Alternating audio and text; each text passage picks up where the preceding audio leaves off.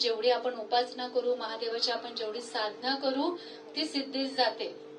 तुम्ही वाचन करू शकता. तुम्हाला नाही फार काही जमलं ना तर फक्त ओम नमः शिवाय ओम नमः शिवाय तुम्ही 5 ते 10 मिनिटं जरी जप केला तरी त्याचं पुण्य हे तुम्हाला अधिक मिळेल. महादेव हे सर्व करते करविते आहे. त्यांनी ब्रह्मांड निर्माण केलेलं आहे.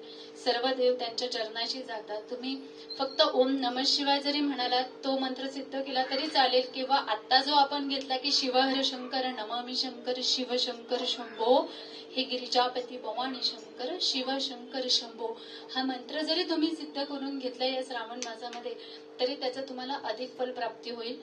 तुम्हाला काही करायचं नाहीये. एक वेळ ठरवायची, 11 दिवस तो मंत्र रोज म्हणायचा आहे. 108 वेळेस तुम्ही तो मंत्र म्हणायचा आहे. जर कोणाला 11 माळ करणं शक्य झालं, 108 म्हणजे 1 माळ, कोणाला 11 माळ करायची इच्छा झाली ते करू शकतात. मी तर म्हणेल तुम्ही करा, थोडासा वेळ काढा. अर्धा तास खूप झाला त्या सेवेसाठी.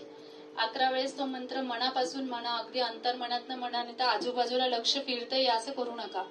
एकाग्र एक चित्तेने तुम्ही ते करा. तुपाचा दिवा लावा, अगरबत्ती पेटती ठेवा. तुम्ही तुमच्या कुळदैवती देवतेला आवाहन करा, त्यांचा नमस्कार करा, हळदी कुंकू कुळदेवताला वाहा, तुमच्या पितरांचा आशीर्वाद घ्या आणि या शुभ कार्यासाठी तुम्ही सुरुवात करा. कारण की येणारा जो काळ आहे तो फार बिकट आहे.